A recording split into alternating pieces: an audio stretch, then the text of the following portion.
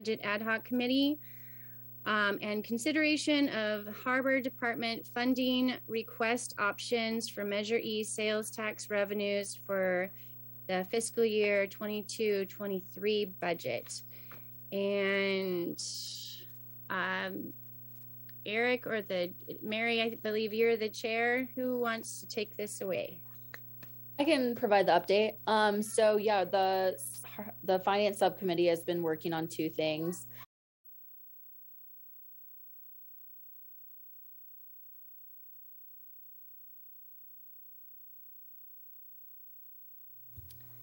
Board Member Witkowski. Here. Member Vale. Member O'Brien. Present. Member Myers. Present. Member Green. Here. Member Dowdy. Here. And Chair Hansen. Here. So we are meeting today, and we have the hybridized version, so you can come into the Zoom meeting, and that's on the agenda on the website, and hopefully, and then you can also call in. Right now we have one of our members over the phone. Is she doing Zoom or just over the phone? Phone. Mary Witkowski is going to be joining us via phone. And if you're here, we can do public comment, and we can also take public comment over the phone. So at this moment, I would like to take a moment of silence. And Morro Bay lost a treasurer, my own father-in-law, George League. I'll talk a little bit more about him later on, but for him and for others, let's take a moment of silence at this time, please.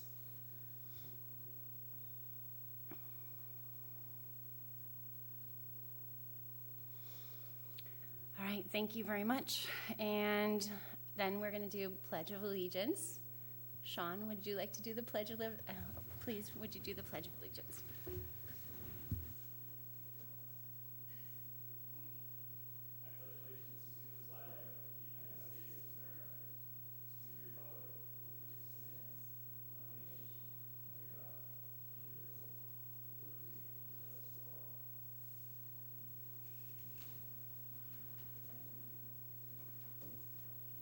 Okay, thank you, Sean.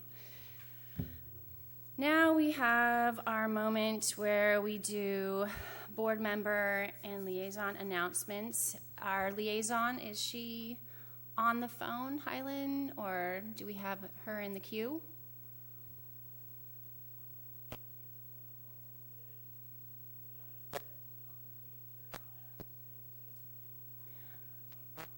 Okay, why don't we start off with her, if we can have her, if she has any comments or announcements for us.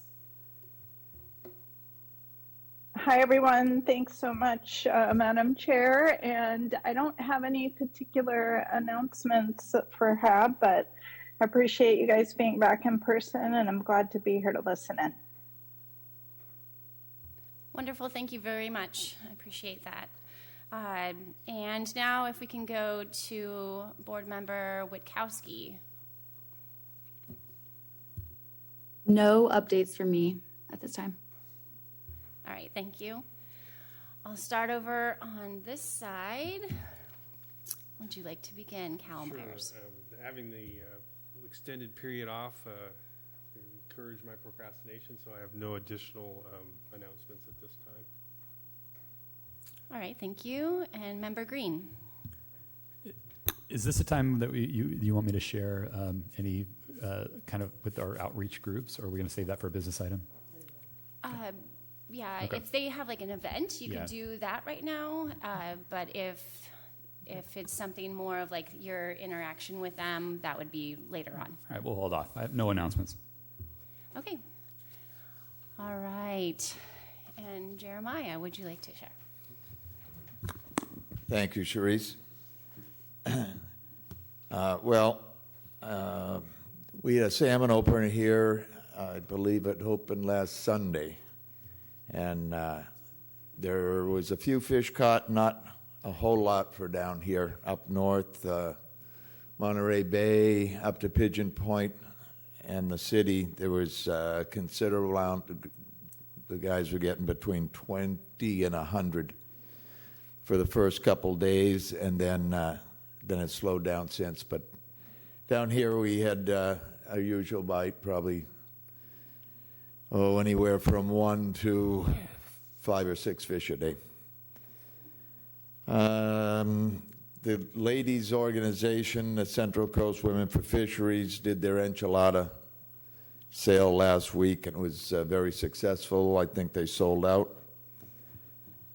It's been very windy here, as everybody knows, so that's probably a lot of the reasons our landings were down. Well, we don't usually have the biggest landings on the coast here, but the wind was probably causing a lot of people to stay home. And there's a car show coming this weekend. Probably Eric will tell us more about that. And this is very, very cool event. It's the Morro Bay Marine Swap Meet. And do we have one of these we put up on the screen, Lloyd? No. I wonder if they could. Can we put that up, Eric? No. No, we don't have No. that. Okay, so it's the Morro Bay Marine Swap Meet. It's on Saturday, June 25th, from 8 a.m. in the morning to 1 p.m. in the afternoon. It'll be held at the Morro Bay Maritime Museum. And it's a good excuse to go to the swap meet and to visit the museum. The admission is free. There's going to be surfboards, marine supplies, marine hardware, fishing gear, nautical antiques, maritime art and collectibles, dive and scuba gear. It's always a lot of fun, and it's at a great spot at the museum, so I hope everybody can get down there and just look around and buy something and go to the museum. And I think that's it. Thank you. All right, wonderful, thank you. Member Dowdy? Yes, I guess you can't see this, but I'm going to pass down what was a bolt at one time. I do a lot of work on the docks along the waterfront, and these bolts are probably 25 years old, and they all look like stalactites. So my guess is there's a lot of deferred maintenance that needs to be addressed on the docks there. Out on the bay itself, because we've had so much wind, there hasn't been a whole lot of activity, but because of the wind, we're getting these cold water upwellings, and lots of baby anchovies and jack smelt are showing up in the bay. You're seeing the cormorants moving in. So it's springtime or summertime, and the bait's showing up, and I saw a halibut fisherman this morning trying to get a halibut. And on the enchiladas, the albacore, the green enchiladas are the best. Okay, that's it. All right, thank you. All right, so for my announcements, the Chamber has been, Morro Bay Chamber has been very active.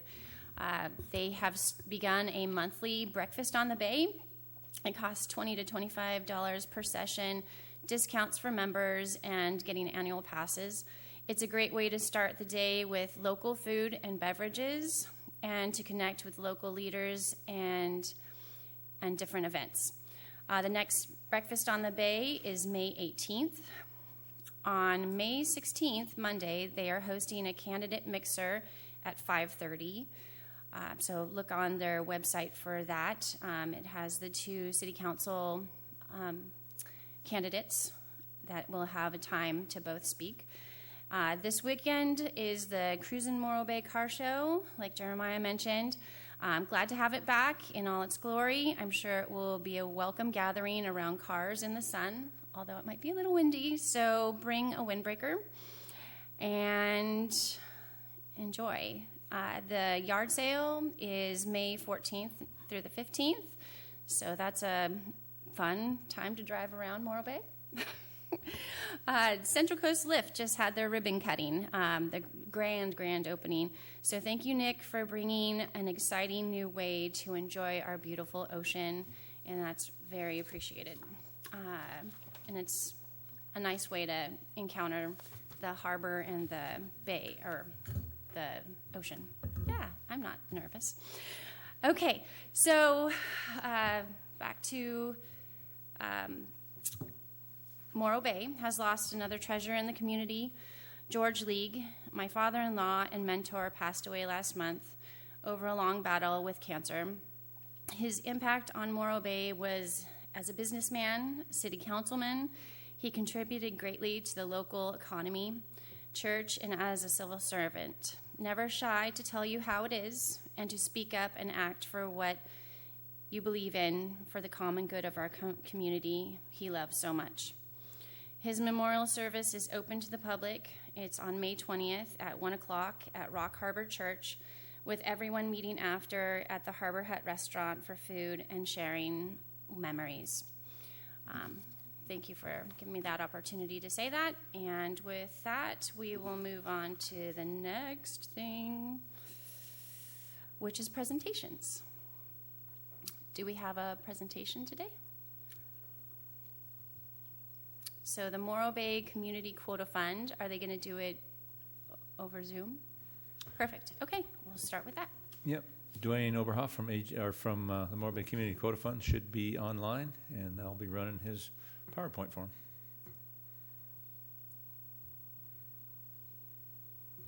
EGP, can you let Dwayne in?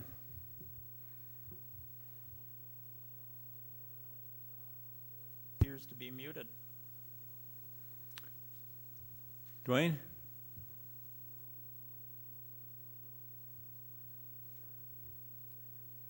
Dwayne, are you muted?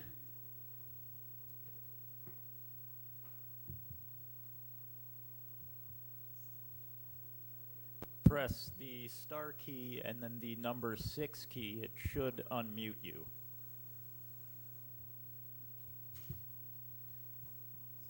Can you guys hear me now? Yes, we. Okay, not sure what was going on there. I was not on mute, but all right. If you guys at any time can't hear me very well, just let me know. I'll move my phone around or whatever it takes. So my name is Dwayne Oberhoff. I'm the Executive Director of the Morro Bay Community Quota Fund and have been since, I believe, 2016.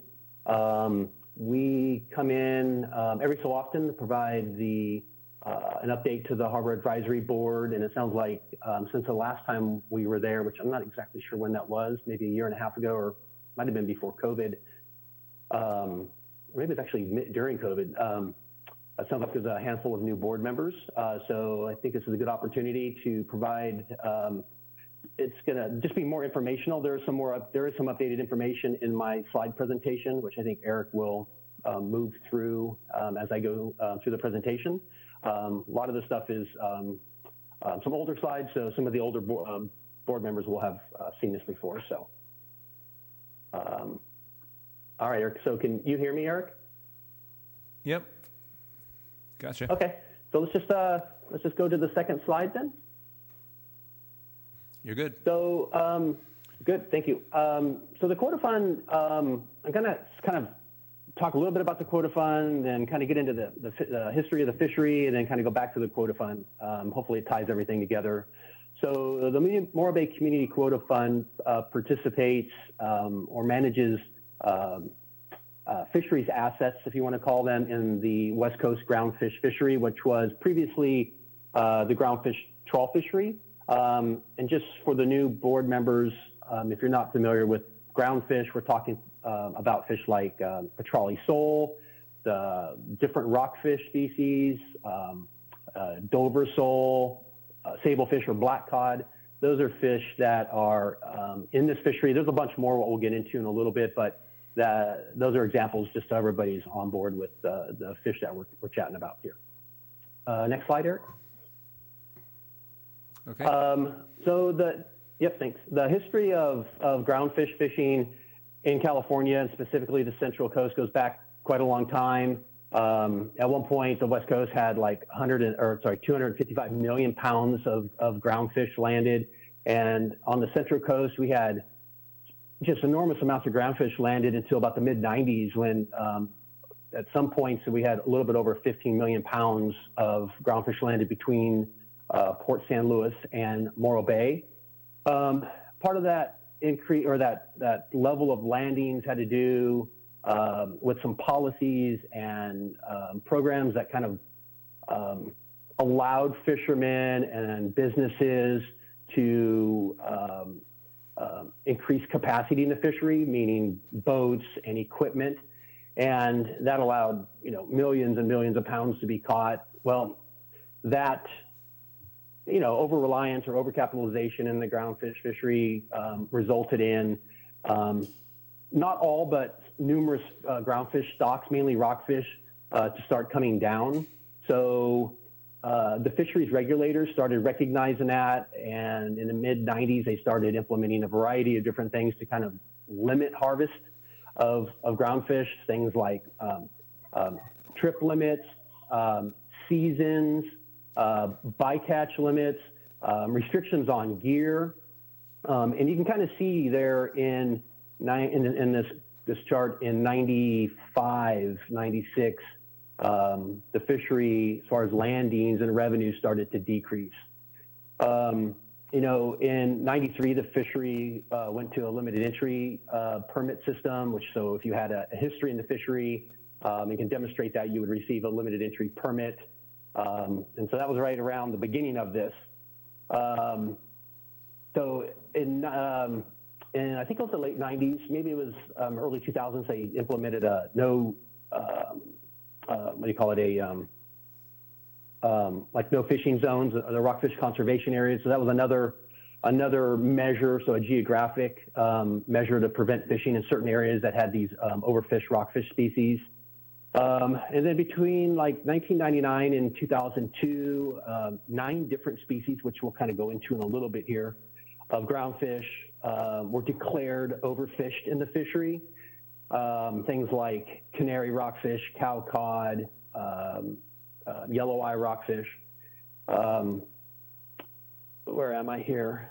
And as the fishery started to decline, as you see in this chart, in 2000, the fishery was declared a disaster by the federal government. And then in 2003, there was an effort to initiate a buyback program. So fishermen, it's basically like a reverse auction. The fishermen basically submitted a number on how much they wanted for their boats and or permits, and if it fell within, I guess, the lower range, the federal government would buy their boats and permits back. And the whole goal of that was to try to reduce some of the capacity in the fishery.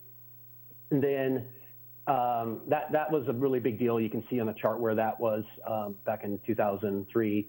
And then around 2005, the Nature Conservancy came in and kind of did their own buyback program, if you want to call it that.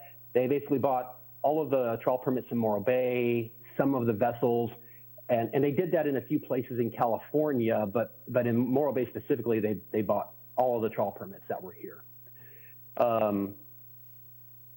After that, the landings in Morro Bay kind of hit the lowest level we've ever seen. So in 2007, we had landings that were under 1 million pounds. I think there was around 700 and something thousand pounds. So due to all this, there were people in the fishery, some fishermen, obviously not all of them, that wanted something different in this fishery and petitioned for a catch shears management structure, which we're going to get into in a little bit. That was started in 2011, and we can jump into it right now with the next slide, Eric. So in 2011, this groundfish trawl ISQ system started in the fishery, individual fishing quota, and it was supported by some fishermen. It was hated by some, and I still think that extends to today. In the fishery, there are some people supportive of it, some that are not. It basically privatized the fishery, as maybe another way of thinking about it. It basically divides the total amount of the fish to be caught in the fishery, in this case, the groundfish fishery, into shares or quota shares that are held by, individuals or businesses. And, one of the pluses, I guess, of it is the fact that, they can make business decisions based on it, because they know at the beginning of the year or even a year before, they know what kind of quota or how much quota they're going to get for these different species, and they can make some business decisions. They can harvest it more efficiently. They can go out when the weather's better, it's safer. They can go out and fish and then come back and sell it when the market is better and more profitable. And one of the big aspects of an IFQ system and in this fishery is that these quota shares, which I'm going to get into in a second, more specifically, is that they can be sold or traded. So like if you owned, some quota share for petrale sole, you could sell it to somebody else, and then you could take those proceeds and retire or buy some other species quota share that you maybe need more. Next slide, Eric. So a simplified kind of model of catch shares, and I've got a couple of them here. I'll just go through both of them really quick. So you have this like total fish stock in the water, and in this situation, we're talking about ground fish. And it's kind of divided in a couple different sectors. And in this case, just very simply, we have, the commercial and the recreational sectors. Eric, go to the next slide so we can break it down a little bit more.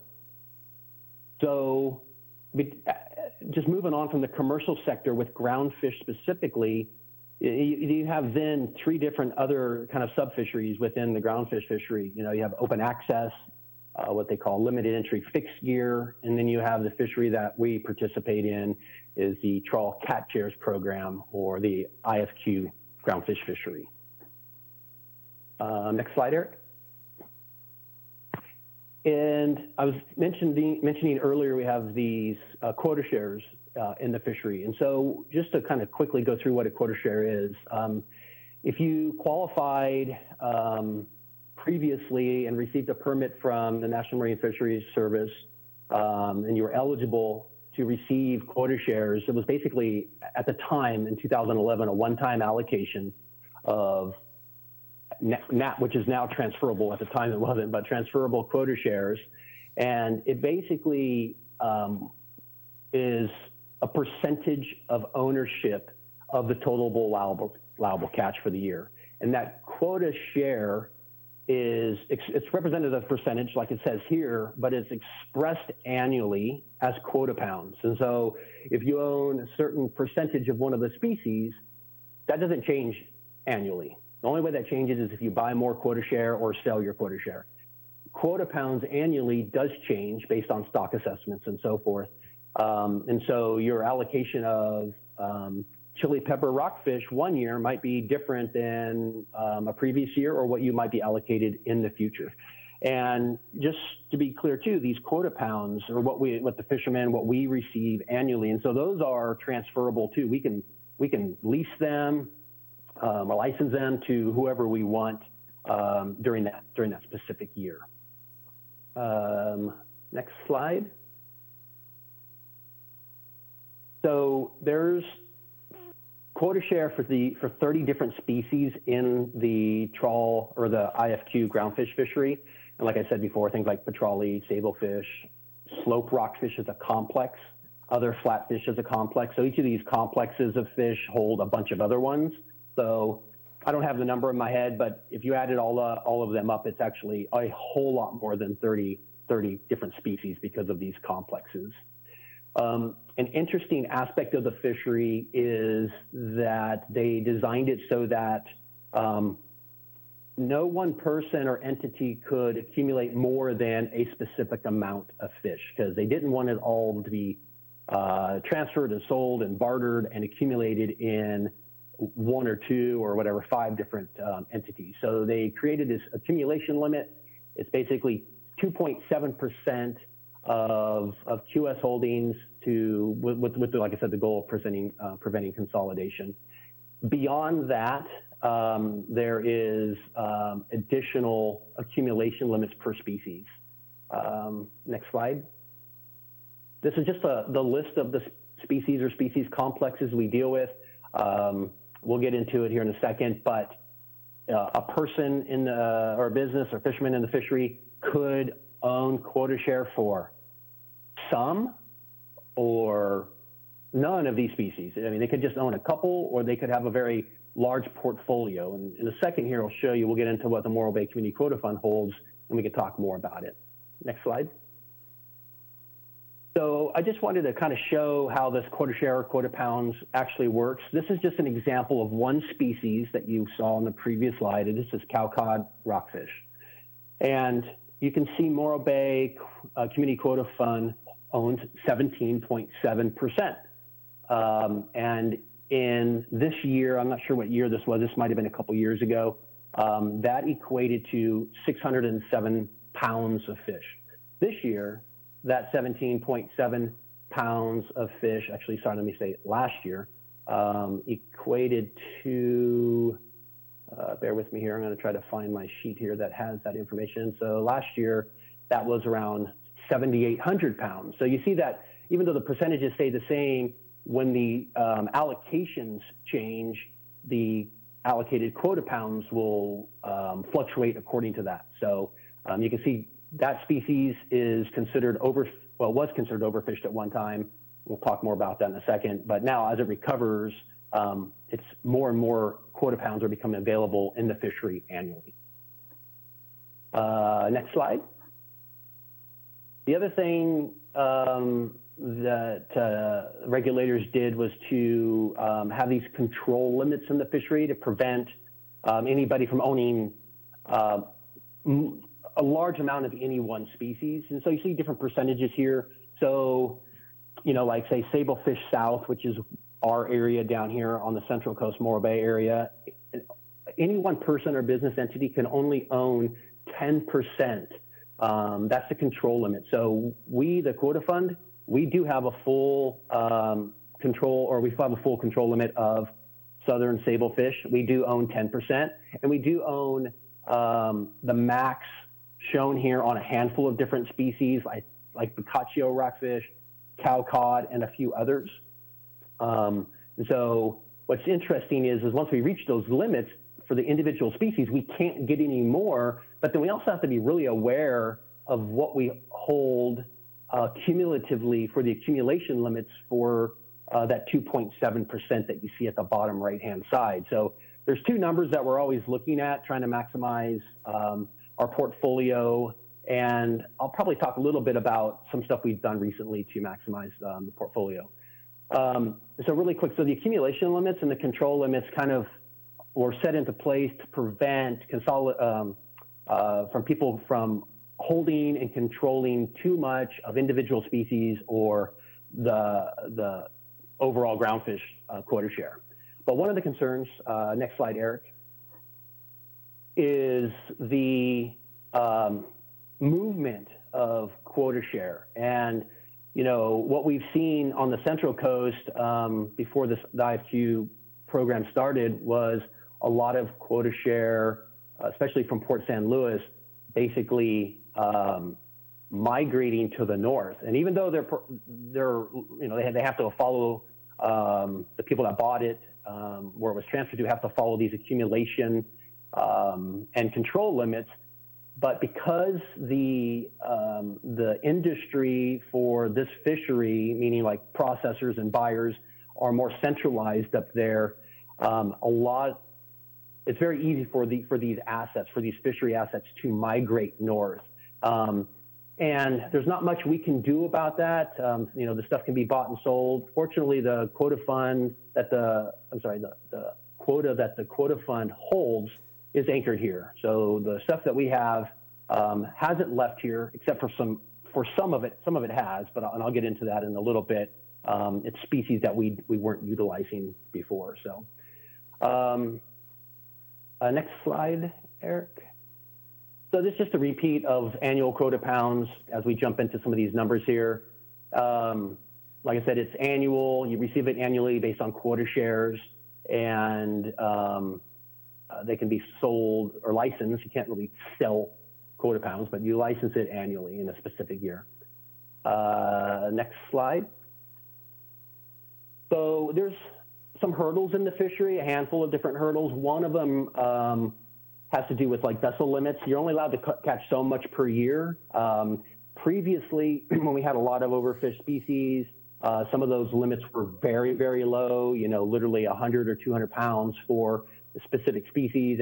And there have been occurrences where a boat has gone out fishing, caught in excess of the annual vessel limit, and we're completely done for the year. And in one case, I believe a boat caught so much that they were actually done for, I think it was 2 years. And I believe they caught canary. They must have caught so much canary at the time when the limits were lower. They were effectively out of the fishery for a couple years. Next slide, Eric.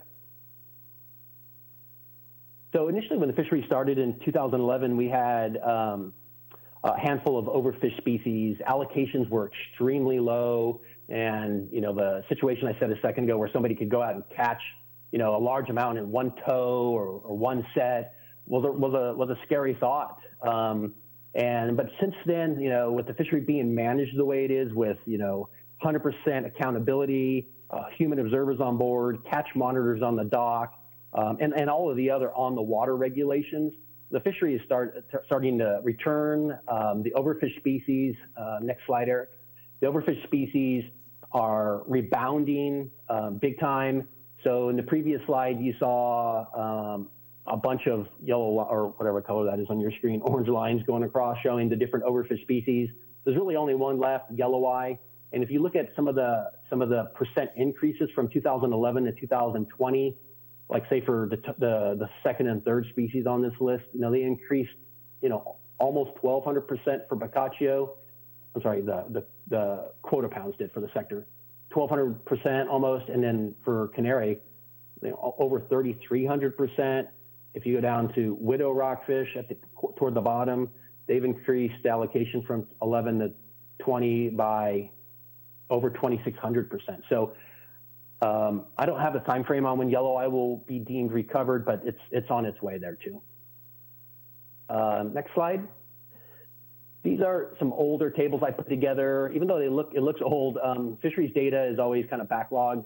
So the only data that I have access to now that I could update these two tables with that I'm about to show you is 2019. So I could get 3 more years in here.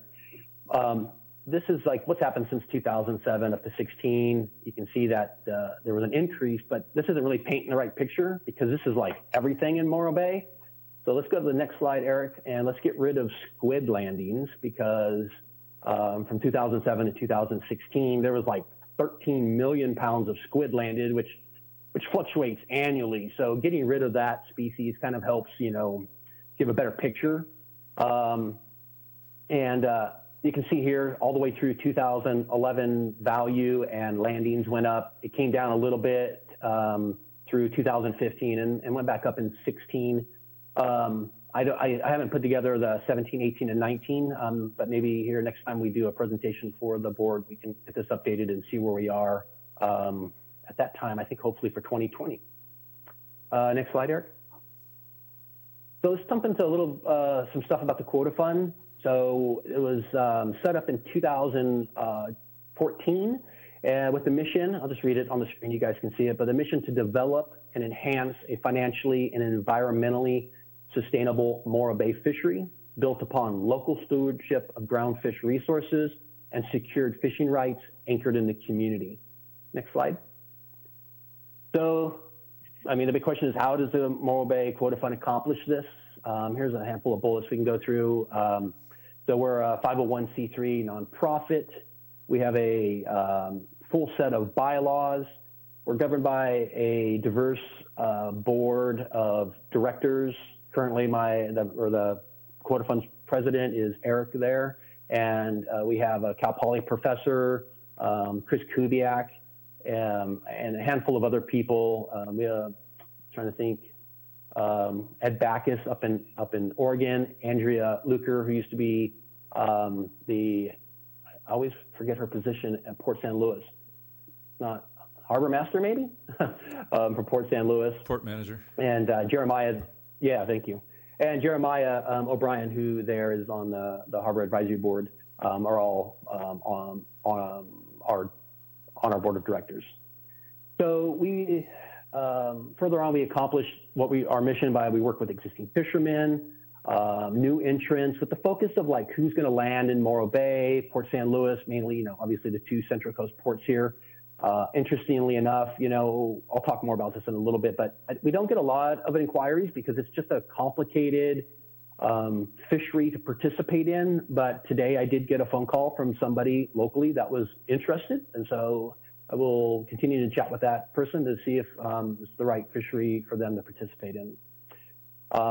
We also, like I said earlier, we own these assets. We own a handful of limited entry trawl permits, and we have quota share that generates quota pounds annually that we are able to lease to fishermen at reduced rates. We have a leasing policy in place where we lease to local fishermen as a priority, fishermen that have invested into their operations with the purchase of new boats, purchasing their own permits or quota share, things like that. We focus on, beyond that, if we don't have interest from local fishermen, we try to work with at least secondarily with California fishermen.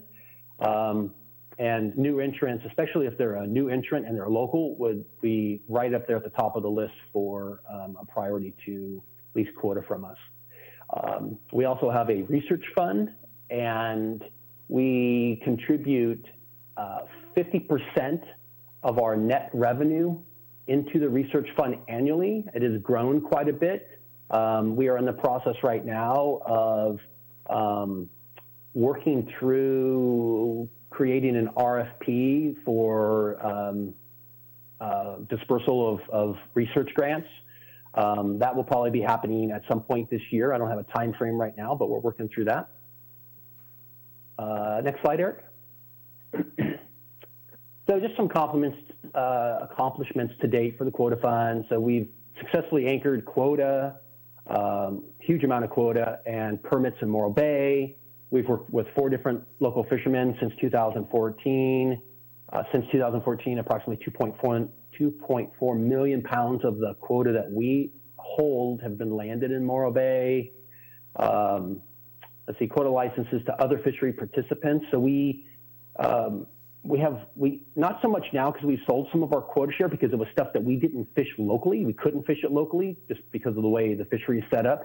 So we then and even still today lease some of our quota pounds out of Morro Bay to other fishermen that need it. It basically allows or puts these needed quota pounds into the fishery, and it generates revenue for the Quota Fund for us to do things like our research fund. To date, this has been a few years, but we've had over $16,000 in grants go out through our research fund. This next round of research grants will be quite a bit more than that.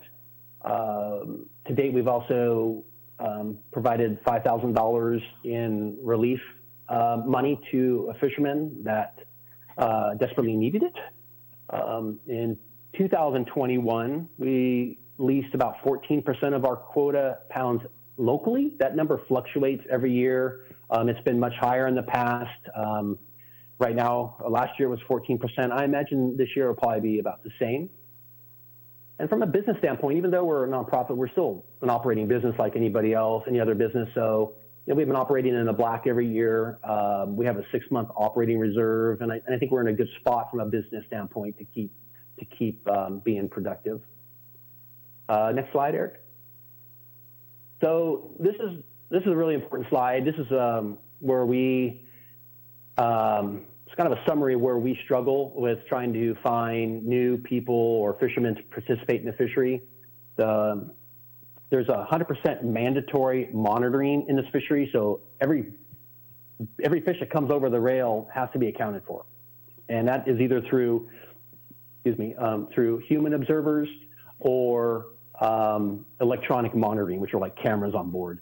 When the fishery started, it was basically only human observers, and now human observers, it was cheaper then, but now they're about 600 or more a day to have these observers on board. So you can imagine having, going out for a 3-day trip, you're probably close to $2,000 just for the observer to be on board.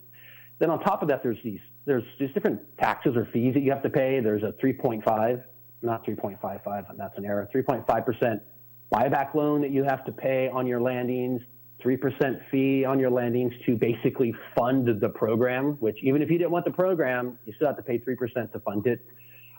Because of all this stuff, because of the observers and fees and everything, it's really hard to attract local boats to small operations. And then overall in the fishery, I don't have it updated, but you can see the numbers are down. You know, in 2011, there were 110 vessels participating. In 2017, it was down to 98. I haven't got a new number. I can get that though and see what it is. But I would expect that number to have gone down since 2017. And overall in the fishery, there's a low coastwide utilization on the quota pounds annually. So in 2016, there was about a 22% utilization. What that means is like the quota pounds that are available every year, only about 22% of it was harvested in 2016.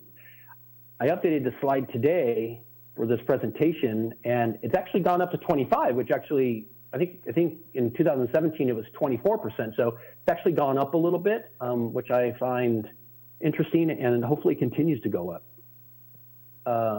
Next slide, Eric. So some of our efforts in the fishery, both historic and current, so we've provided feedback during the 5-year review of the IFQ program through this community advisory board, basically to, you know, talk with regulators and give them our feedback. Along with it, there was other people obviously participating on how the fishery is going and recommendations on how to improve the fishery. We supported and successfully the refinance of the federal buyback loan. We have supported from day one the use of electronic monitoring in the fishery, because the thought is cameras can do it cheaper than a person on the boat. We're still working through that in the fishery. We funded collaborative research fund, like I said, back in, what year was that, 2016. We're going to hopefully do that again this year. We supported a 5-year review of essential fish habitat in the rockfish conservation area reconfiguration, which was successful. We're not the only quota fund along the coast. There are a handful of other ones, and we collaborate with those quota funds for a larger voice in the fishery. We're supportive of increased utilization of underutilized species like Dover sole, chili pepper rockfish. You know, those are great fish to eat, and more of them should be coming out of the water and going to schools and prisons or wherever else that, you know, we can get a large amount of fish into. And we support gear innovations, you know, ways to target underutilized fish or ways to target, you know, highly or fish that are really sought after, but do it in a way that, you know, maybe we're not catching some of these, well, this is previously, but overfish species. So there's a variety of different gear innovations that people have tried. Some have been successful, some haven't. Next slide. Like I said a minute ago, there are other quota funds here in California. There's the Monterey Bay Fisheries Trust, Half Moon Bay Commercial Fisheries Trust, the Fort Bragg Groundfish Conservation Trust. And for a while there, we had annual meetings, but COVID kicked in and we haven't had one here for a few years. We'd probably like to have another one here soon. We've had 3, I believe, meetings with these other quota funds to kind of collaborate and discuss what's working for them and what's not. Next slide. So just kind of close it up here. So what can we all do to help? Well, we can always buy U.S. caught wild fish, preferably select locally caught products from, you know, your general area like Morro Bay or Port San Luis. And when available, like buy fish right off the boat, right from the fishermen, you know, and salmon during salmon season right now. We used to be able to do it with albacore when a lot was being caught here, but, you know, guys like Jeremiah there on the board, he brings a fish down from Oregon, you know, buying directly from him's an awesome thing. You can always join a community-supported fishery if it's available, not really available here anymore. You can always suggest to your restaurant, you know, and tell your servers like, hey, you guys should be serving, you know, locally caught salmon or locally caught rockfish. If you can, you always select underutilized species. Sand dabs is a great one. They're delicious. There's millions of them out there. And support programs that get healthy, locally caught fish into food pantries, schools, homeless shelters, prisons, wherever. And I don't know, I mean, tell a friend, you know, you can support local fisheries by doing all this, but you can, you know, exponentially get the message out there by tell a friend, put it on Facebook, whatever. Next slide, Eric. That's all I have. If anybody has a question or two, let me know. if anybody wants this presentation, I'm happy to send it to them or even meet with them in person in Morro Bay and talk through any of the topics here. All right, thank you very much. I do believe we have some questions from the board. We'll start off with Member Myers. Thank you. I appreciate the presentation. One question I have is I know the wind farm that's going up in off the shore of Monterey, and then possibly the Chumash Sanctuary. Is that going to affect the Quota Fund at all?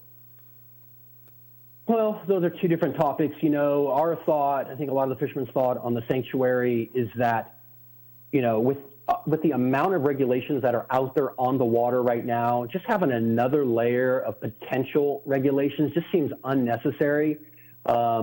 You know, it doesn't really feel like we need that here. I mean, at some point, the way things are going, the entire coastline of California will be a sanctuary. It'll just be connected sanctuaries up and down the coast. Yeah, I don't think that the sanctuary is needed in order for habitat protection. That is already explicitly done with these fisheries regulations. As far as the wind farms, you know, we don't have a lot of comment on that. We've deferred to the local fishermen's organization to be the spokespeople for that. We've told them, if you want our help or assistance with anything, with your efforts, please let us know. We're more than happy to help with that. Thank you. Member Green? Yeah, I was curious, is there a major difference with whether it's management or enforcement between quota fund members and non-quota fund members? I think you mentioned like different layers of regulations, and I was kind of curious, just generally speaking, are quota fund members, I guess, more responsible for the comeback in some of these fishing numbers as opposed to non-members? And if so, is there any way to publicize this offering a little bit more than it is? Yeah, I wouldn't say there is. You know, everybody has done their part, and to be honest, they've been forced to do their part, and are all responsible for the recovery of, you know, numerous stocks in the groundfish fishery. The regulations that were out there with, you know, trip limits and you know, geographic fishing restrictions, that affected everybody. It didn't just affect the trawl fishery. You know, it affected everybody a little bit differently. Like there's some different depth restrictions and stuff on where you can fish. But overall, I would contribute it all to everybody fishing in the fishery, doing their part, following the rules, which contributed to it. And just to be clear too, there's really like no membership really with the Quota Fund. The fishermen that we work with are just regular fishermen up and down the coast or in Morro Bay. They are just happening to lease their permit and their quota from us, but they participate in the fishery like anybody else, really without our help unless they ask us for it. Like, for example, we're pretty hands-off unless somebody asks, but I've helped numerous fishermen set up the ability to land their fish in Morro Bay because, not to complicate this more, but when you're fishing in this groundfish IFQ fishery, you can only land your fish at a designated first receiver facility. And you have to have a special first receiver site license to get that. And to get that license, you got to put together this catch monitoring plan. And so I've helped numerous fishermen prepare their catch monitoring plan so that they can have one or more offload facilities in Morro Bay or even in other areas actually outside of Morro Bay. So the fishermen that we work with, they're just like anybody else. There's no special real membership. I mean, we're happy to work with anybody that's willing to come talk with us.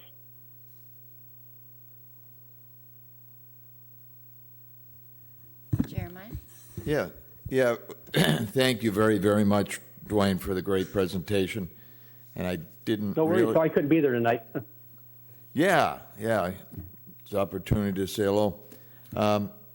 And I just kind of wanted to say to everybody else that Dwayne's been our general manager at the Quota Fund for, like he said, since 2016. And he's done an incredible job. I can't only tell you that in listening to him, you can perhaps see how complicated this issue is. And if it sounded complicated, well, I just want everybody to know it's twice as complicated, at least, as it sounds.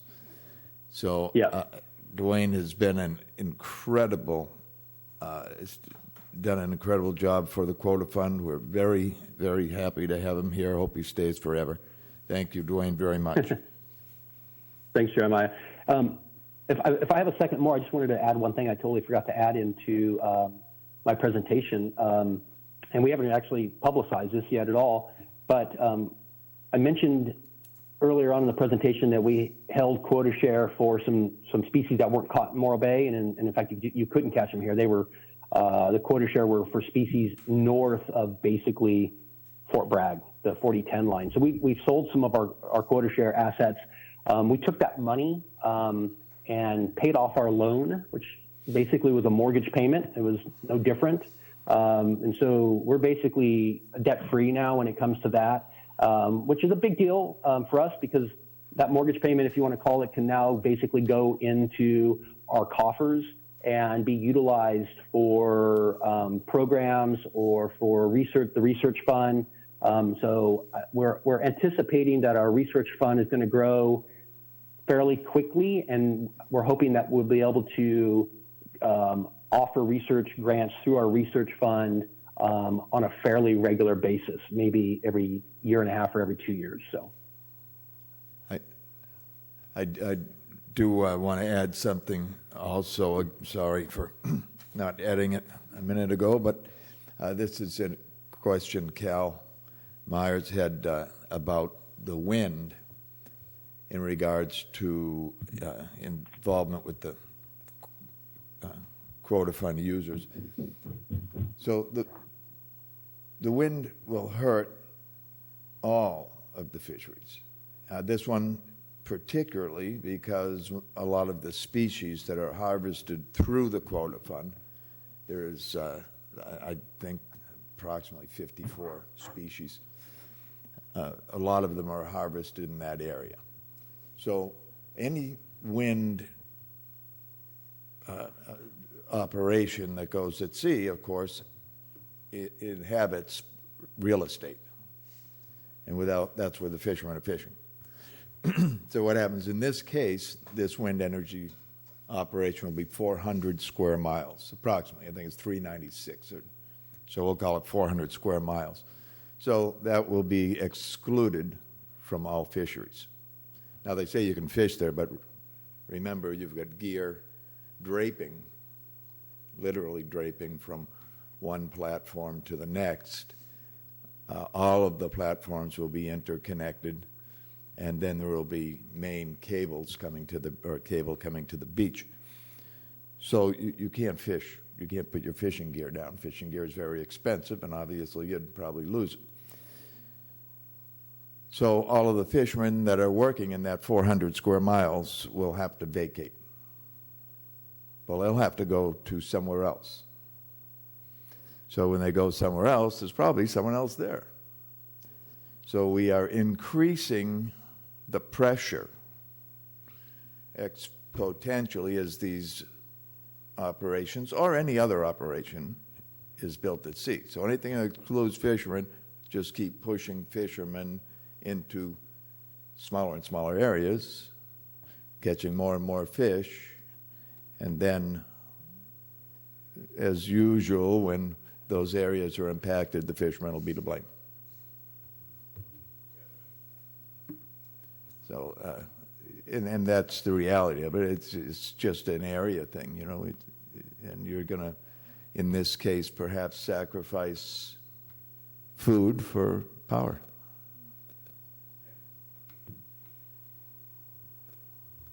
Jean, did you have a? Dwayne, thanks a lot for the presentation. I have no comments. Thanks, Go Jean. to Member Witkowski. Mary, do you have any questions at this time? Yeah, I had two. Thanks so much for the presentation. It was super interesting. My first question is whether there was anything that Morro Bay could do to be more attractive to commercial fishermen. Like you mentioned, the offload facilities, just other ideas for things like that.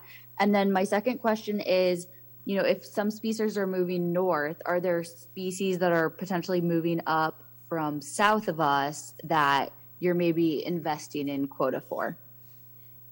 I'll take the second one first.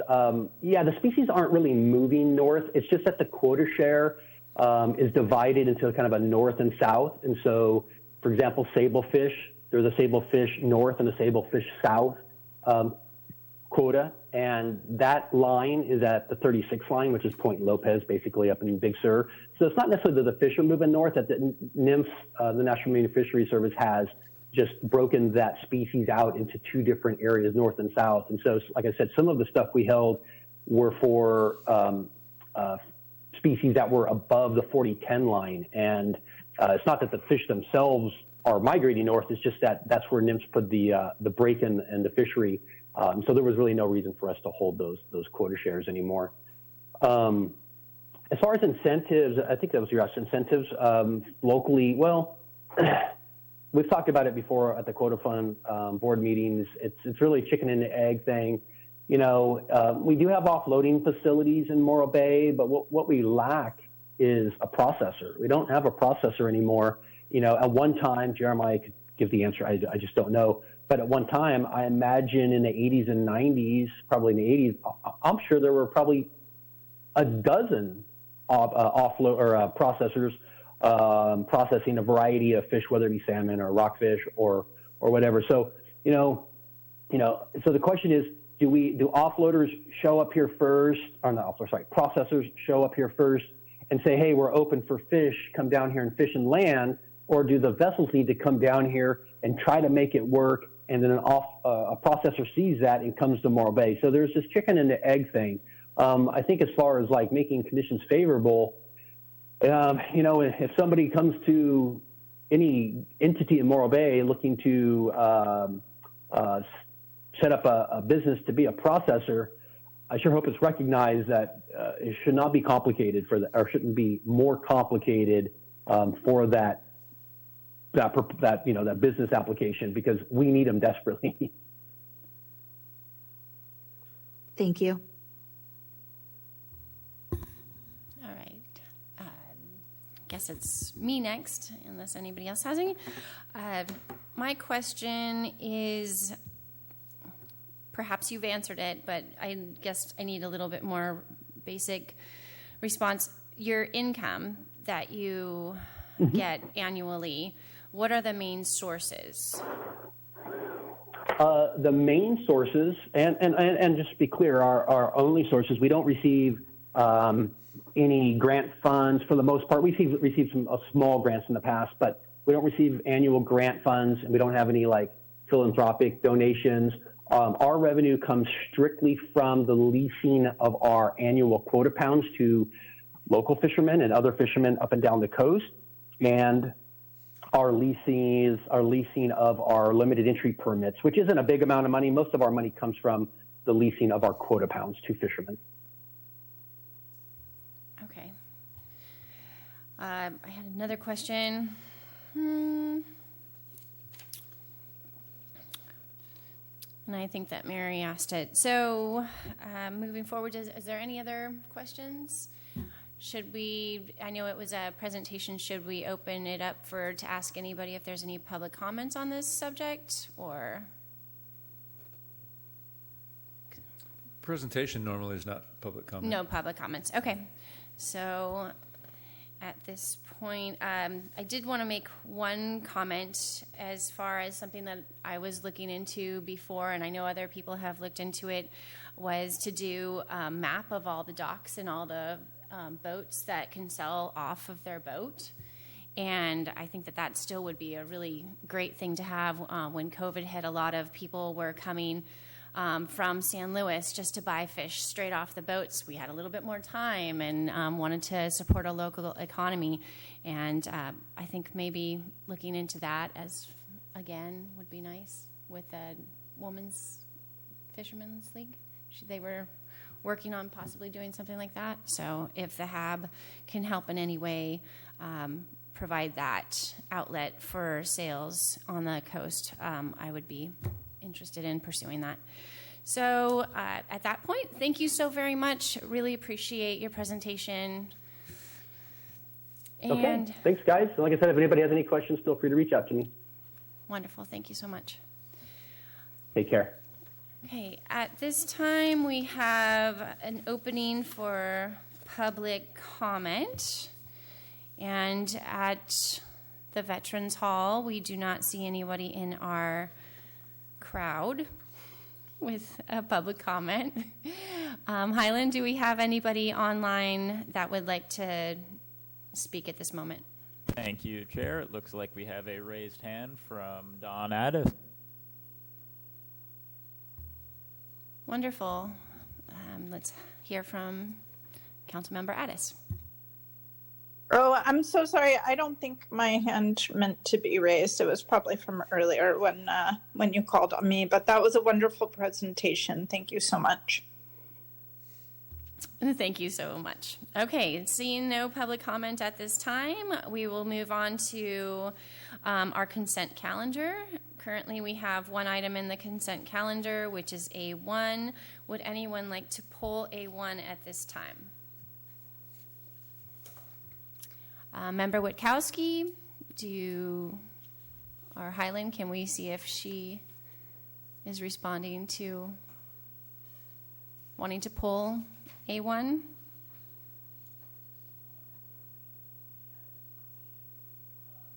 Councilmember Witkowski, could you unmute, please?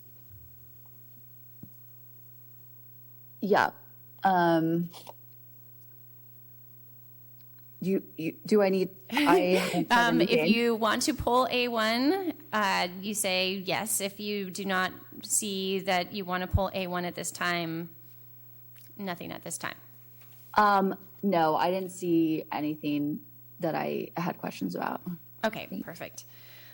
Seeing no one pulling A1, do we have a motion to receive and file as reported?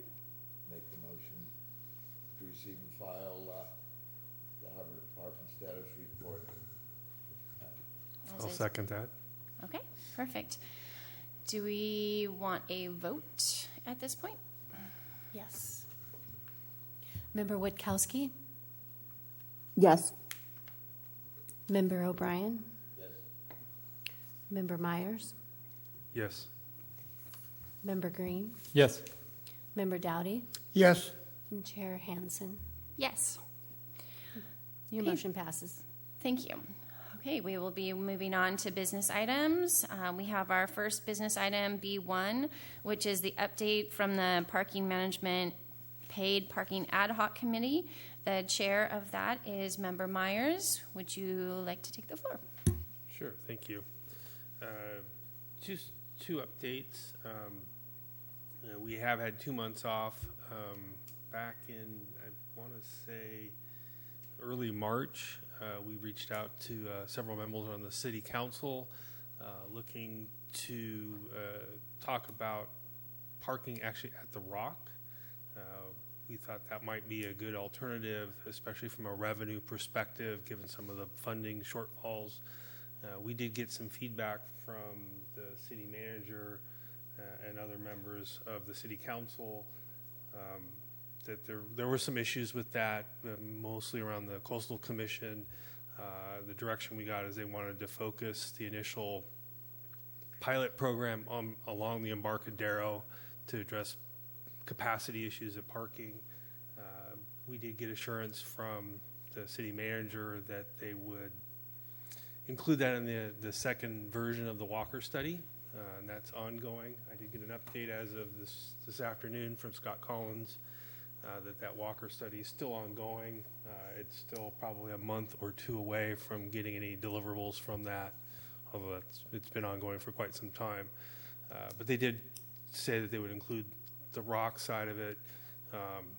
It would be a future item, but there still has some legs. We got some buy-in from several of the council members. They still wanted to look at that. That's pretty much the extent I have at this point. All right, thank you, Member Myers. Does anybody on the board have any questions for the committee chair? Seeing none present, Witkowski, Member Witkowski, do you have any comments?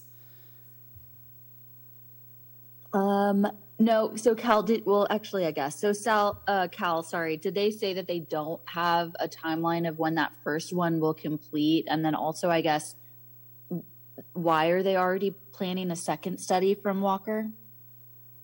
The second, yeah, they don't have a timeline, or at least Scott Collins wasn't able to share that with me.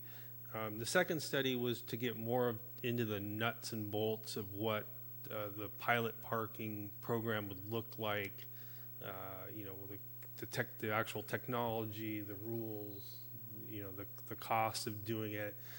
Again, that level of minutia. The first Walker study was generally saying, yeah, you need a parking program, and they did, you know, some counts of cars and whatnot.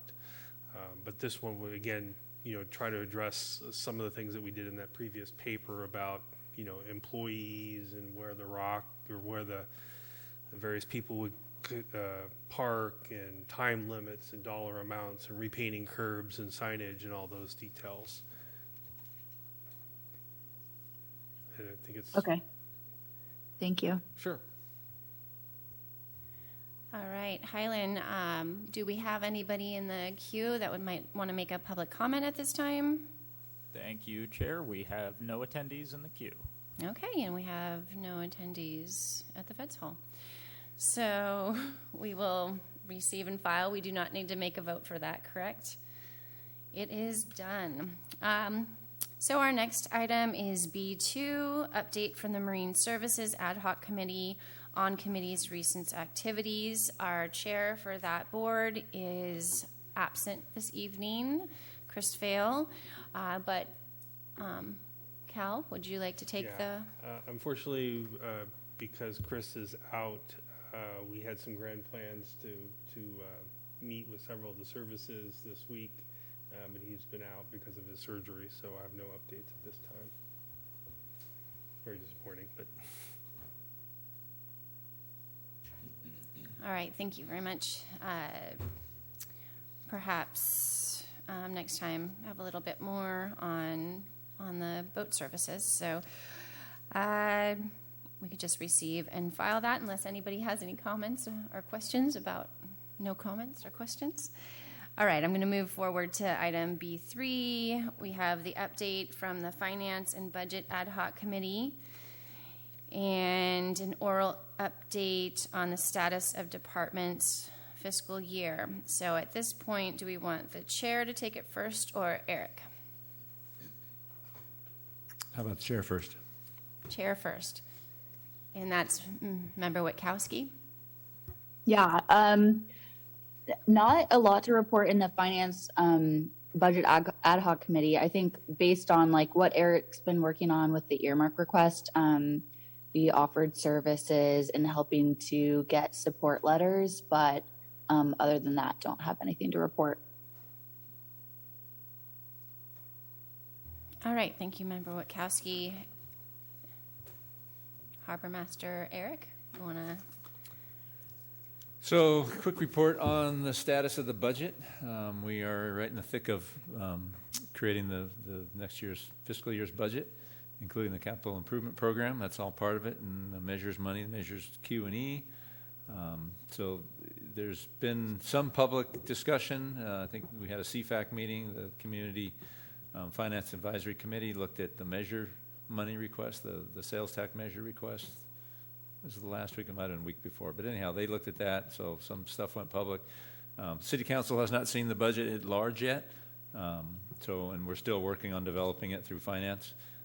Finance Department has a whole new program for budget development that we're all figuring out and getting used to, so that's been interesting. But in the end, the goal is that the budget gets much more public-facing. It's cloud-based, and the public can sign into the cloud, and there'll be a public-facing section of it that the public can go to and go look at details in the budget, as opposed to the big, thick book that, very few people could decipher in the past. So hopefully it'll get better. So we'll see how that turns out. The Harbor Fund, in a nutshell, we're forecasting $2.4 million in revenues. That's an increase of about 6.5% over last year. About 79, almost 80% of that comes from our lease sites, the minimum and annual minimum rents and percent gross rents. And about 17% comes from all the boating-related fees, slips, piers, moorings, liveaboards, and then there's a few leftover percent from the miscellaneous fees we collect. So that's kind of the revenues in a nutshell. On the expense side, it's about $2.3 million. So if you do your math, there's about a $100,000 difference there. We're in the black. That's the good news, which I'll get to a little bit later. Of that $2.3 million, about 50% of that is personnel because, like most cities, most municipalities, it's a business, and our business is people. We provide services for the most part, so it takes people to do that. So 50% is personnel. About 27% is transfers out. One of the biggest transfers out is the cost allocation program, the money we pay City Hall for the services we receive from City Hall and Public Works and all the other departments. There's some capital money that goes out in that transfer as well, the capital improvement program. IT, all the money we have to pay for all the programs, Adobe, Acrobat, and, Microsoft, all the suite of programs we have to buy into, so that's a pretty big chunk of money there. About 19% is services, meaning legal services, folks we pay to work on our boats, contract services for various things, and then 3% supplies, and that's fuel, oil, the things we buy, nuts and bolts to keep the lights on and keep things operating.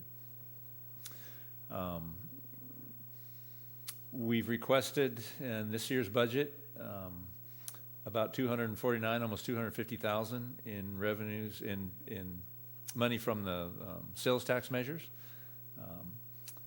About $90,000, $93,000 for the lifeguard program, which we got funded in this current year as well.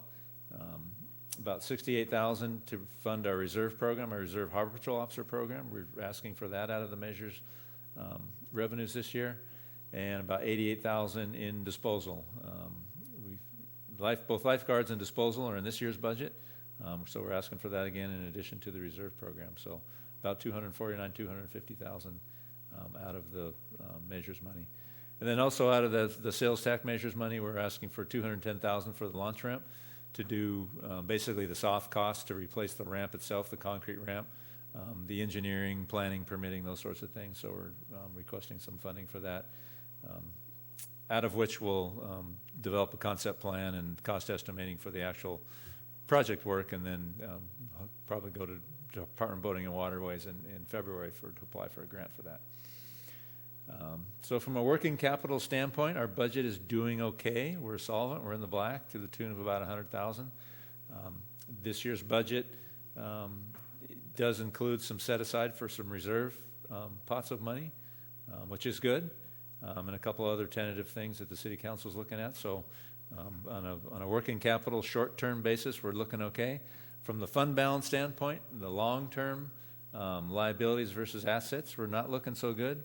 That's mainly the pension liabilities that we're still facing, all the PERS reform that has taken place in the last 15 years. We're still working on that. That eventually goes away. We eventually get all that paid off, but for now, that's still a pretty large liability. But we've still got pretty large structural budget issue with the capital program, with funding all of our infrastructure. That $600,000, $800,000 a year for the next 10-year figure that floats around.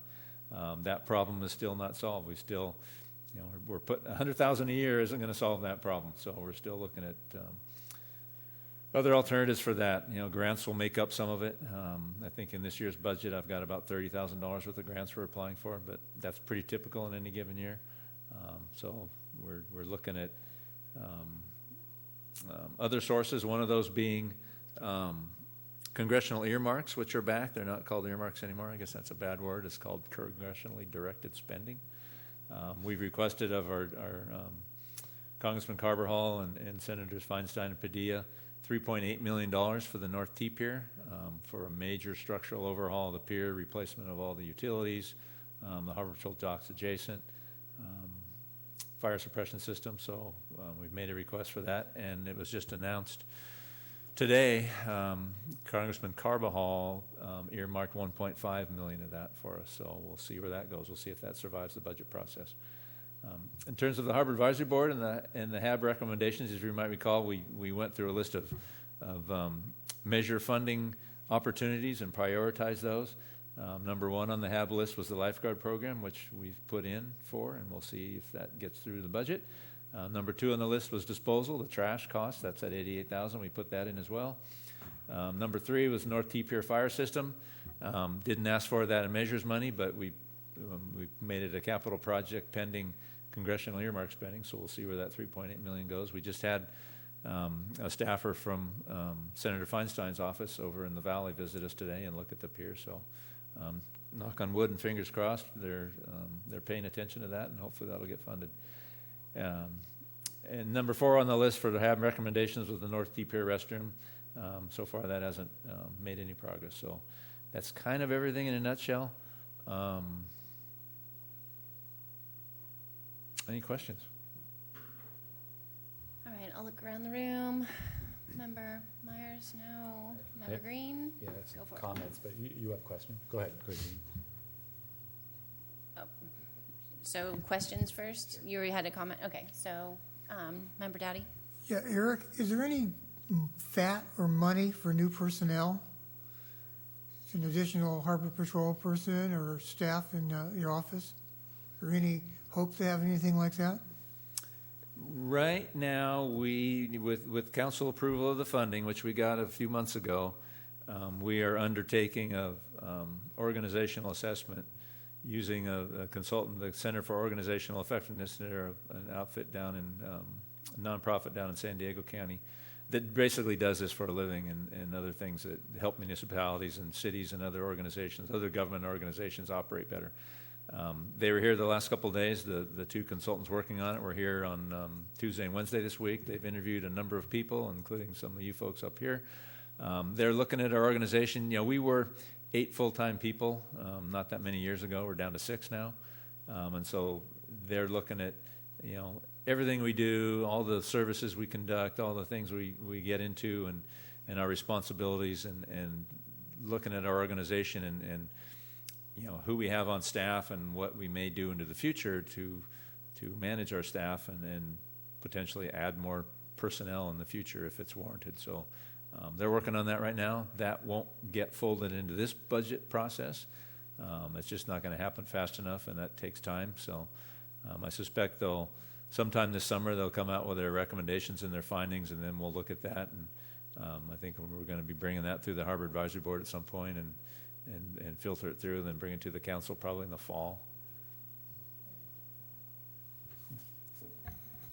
Okay, Member Green? Yeah, I just want to added a couple things to Eric's effective summary.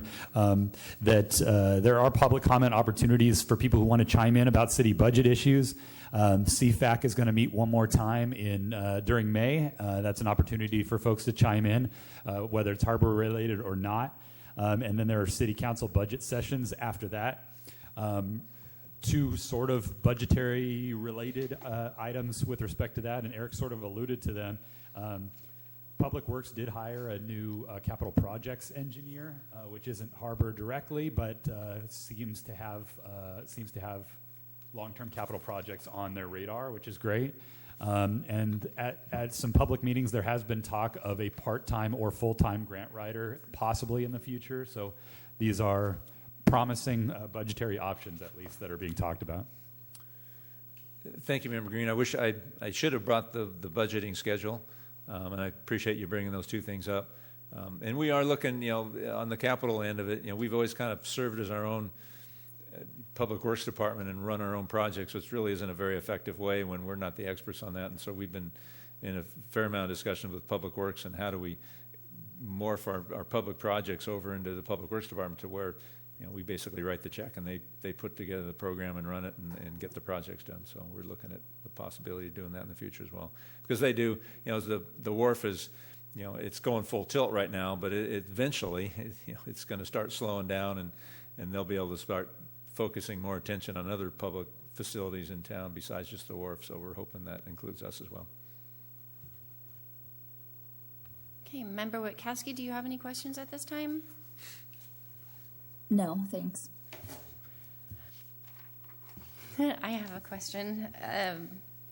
You mentioned that the budget or the income or the revenue that the Harbor Department has made this year is up. You said like 6.7%. Is that what you said? It's about 6.5. 6.5. These are our revenue estimates, right? Which they're, you know, on the lease front, we do the CPI adjustments. We know what the minimum rents will be. The percent gross, it's a forecasting, a little bit of a guess, looking at what the sales tax and whatnot is trending, and transient occupancy tax, and then we look at what we received last year and kind of compare and come up with a number. So those are just estimates. Okay. And so it's still an estimate. Do you feel like the increase is coming from the economy, the fact that you have less Pipkin leases, people have moved off the 0% interest and possibly giving more revenue to the Harbor Department? Or is it are grants included in that? Is that maybe what bumped it up? Is there any source that you think that you can mention that you think made that work and increase for Harbor? Grants, almost all the grants we receive are pass-throughs.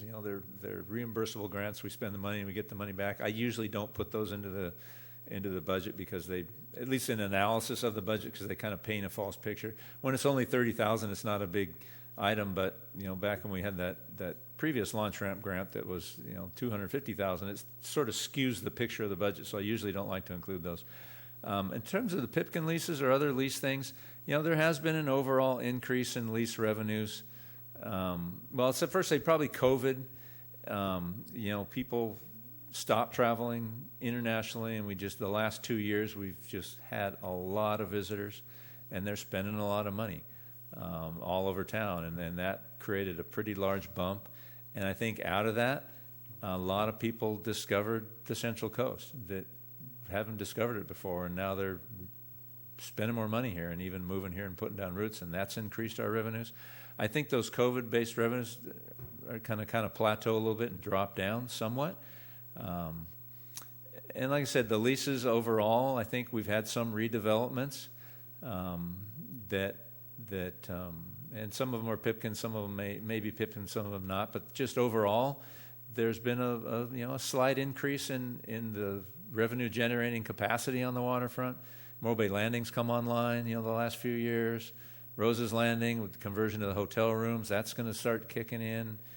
Your site that you're redeveloping, that's going to kick in a few years once it gets underway fully. And so all those things have helped, but we're still largely plateaued out on our lease revenue generating capacity. It's gotten better, but it's not going to solve the problem. All right, thank you. And that's it for my questions. Should we open public comment? Hyland, do we have anybody in the queue that might want to comment on this item? Thank you, Chair. We have no raised hands in the queue. All right, so I believe that we can just receive and file. Do we need to do roll call? Nope. Okay. So we're moving forward to our next and last item, which is B4, Harbor Advisory Board Member Public Engagement Outreach Assignments. So I'm going to go this route today. So we're going to go Member Dowdy. Well, let's see. The sport fishing complexes are doing a thriving business with bottom fish and some salmon. And as far as mariculture, seems like the eelgrass has backed off a little bit, so they're out there harvesting their oysters. So looks like everything's moving right along.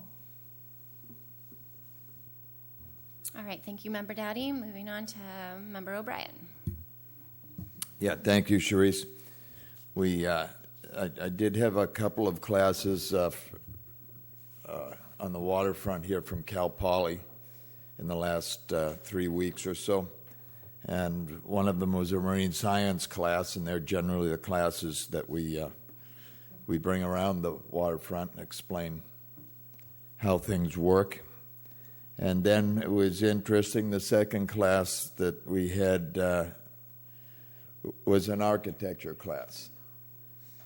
And never thought about that type. We have marine architecture, but they were interested, and he wanted to bring the class around, and they're interested in how everything is put together in marine life, such as we have small spaces that we live in on vessels and so forth, and make use of vessels since the beginning of time have sought for space. Space is always an important commodity on a vessel, and so they're interested in looking into the various ways that space is maximized on vessels and so forth, and also how they work.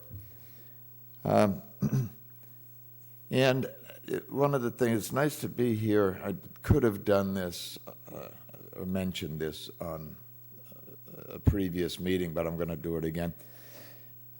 I encourage, spend a little bit of time at the museum and so forth, and I have been encouraging some of the schools around town and so forth to visit because of some of the interesting things that we have at the museum, and one of them is always seems that nobody realizes that we were attacked here in World War II. And the Montebello is sunk up the coast towards Point Sur, and that was the one and only vessel on this coast attacked and sunk by the Japanese in World War II. It's very important. We have the boat that rescued them at the museum. We have the life jacket worn by the skipper of the rescue boat, signed, and in the history behind it. And so in visiting the schools, I ran into a lot of people in the schools that weren't even aware of that. So I encouraged them to come to the museum and look into it and bring the kids as field trips, because there's some interesting things, I think, that we'll learn there that, again, people didn't seem to realize that these events took place here. Morro Bay played a significant role in the rescue and safe return of the crew. Everybody. Everybody was saved, right? Yeah. Oh, yes. So thank you, Gene. Yeah, I believe there was 20. I think the number is 26 aboard the vessel, but you're right, Gene. Everyone was saved that day, so no loss of life at all. It's a wonderful thing. Thank you. All right, thank you very much, Member O'Brien. Going to Member Green. My two outreach groups, Cal Poly and the Planning Commission here in Morro Bay. I'll start with Cal Poly. I don't have much to announce regarding Cal Poly, except to say that if any stakeholders here in town have ideas about projects that Cal Poly students might be interested in working on, or employment opportunities or internship opportunities or anything like that. I teach in the English department, but I teach first, second, third, or fourth year general education students that are always looking for some kind of project, some sort of communication opportunity, marketing, sometimes business, sometimes architecture, like Jeremiah was talking about. Engineering, certainly, even ag. So if you see opportunities, whether it's the fishing industry, someone, maybe even harbor department or waterfront leaseholders, please just reach out to me and maybe I can put you in contact with the right people. Then as far as the Planning Commission, an item came up. So I'm on the subcommittee for the Public Benefits Subcommittee with Mike Rodriguez and Joe Ingrafia.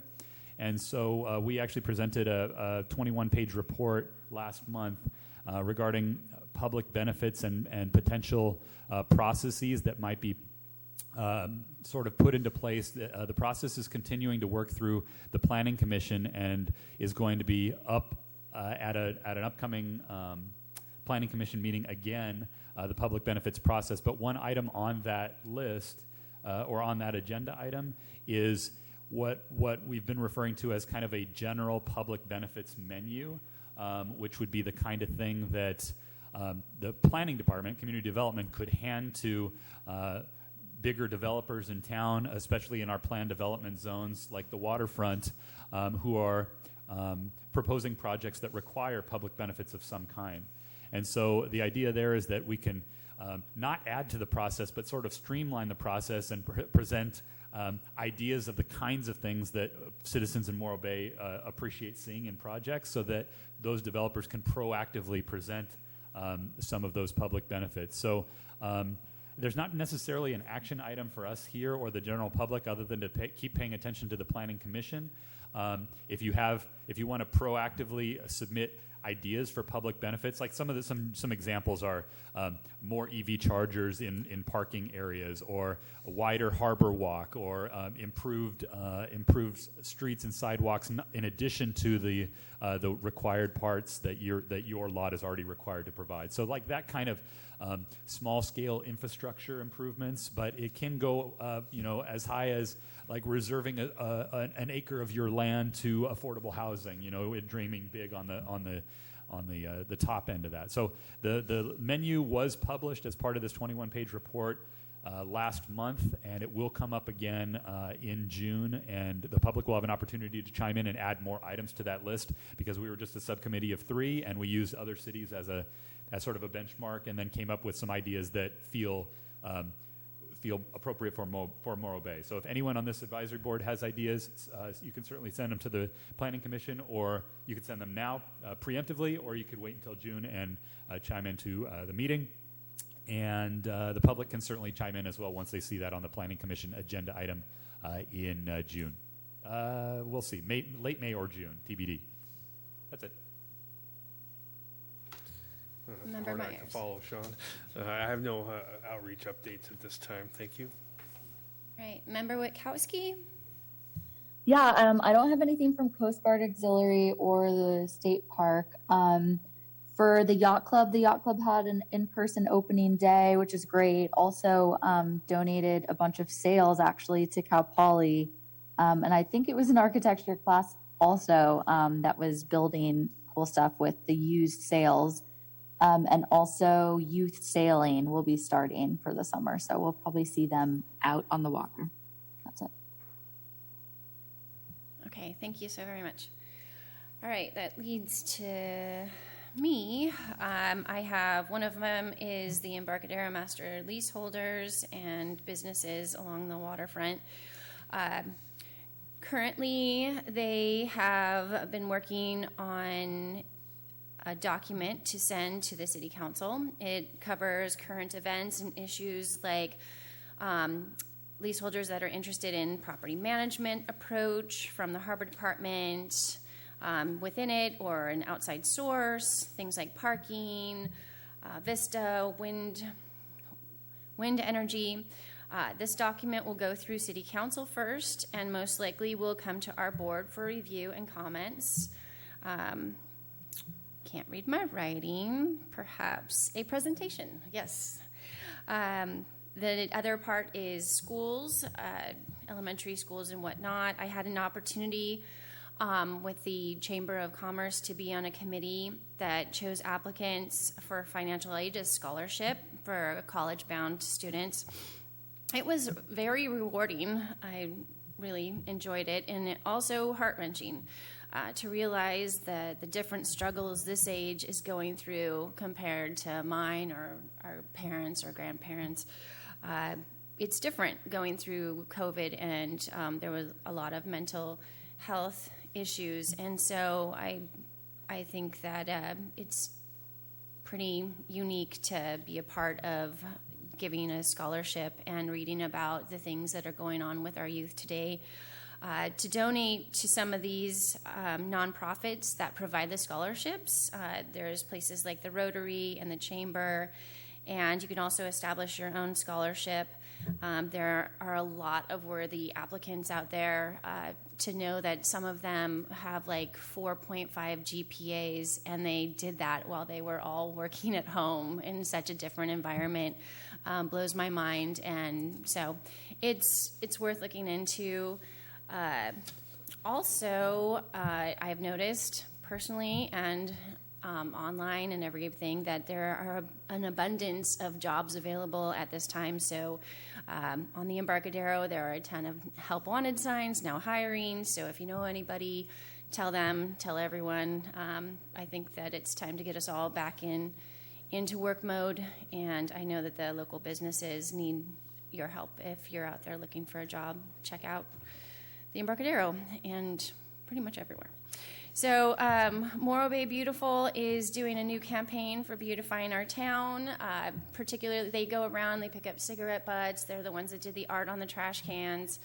Yeah, I got that right. And they've been noticing a lot of not graffiti, but taking stickers and slapping them onto signs and whatnot. So they want everybody to know that you can buy your stickers from local businesses and put them on your water bottles, on your phones, and on your cars, but please not on the signs and their beautiful trash cans that they took a lot of time to put together. I did have one question, so if anybody has any questions, go for it. Yes, Dowdy. Sharissa, on your lease document, is that going to go to the council first or going to the Harbor Advisory Board first? The document you guys are working on? The master leaseholders, the EML, it will go to the city council first. They wanted to go through them before that goes to us. I definitely brought that up. I'm like, let's see this. But they wanted to go to the city council. I have a question for Sean. One of the things that I think is really important, especially with that public benefits thing, is that we get community involvement. And not that they're telling you to move forward with that, and I know City Council might not ask you to move forward with it, but a booth might be a really cool way. Just have like a little menu of your things and just see what the community actually says is most important to them. So I know that the Avo Marg Fest is happening, and I should know that. But it's happening, I believe, in March or April anyway, we'll find that out. Does anybody know when the Avo Marg Fest is happening? It's in September, I believe. September, I don't know okay. the dates, It used to be so September, and anyway, I think that would be a really great way to poll the community and see what public benefits really are needed at this time. Yeah, that's a good idea. I can bring that up at the next Planning Commission meeting. And where it got left off at the last Planning Commission meeting was that the planning commissioners wanted to give themselves 30 days to think over how best to solicit all of that kind of feedback, and then approach the advisory boards, council, and the community with a outreach program to start building that list. So that's a good starting point. And we can also use some of these surveys that we've contracted in the past to get some of the citizen feedback.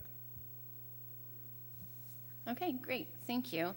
That just needs to move on to our next item. Seeing no other questions, do we want to do a public comment search, Highland, to see if anybody has a raised hands in the queue?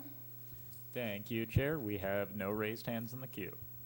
Okay, seeing none here at the Vets Hall, we're going to move forward to item C, declaration of future agenda items. Does any member have a future agenda item that they would like to bring forth at this time?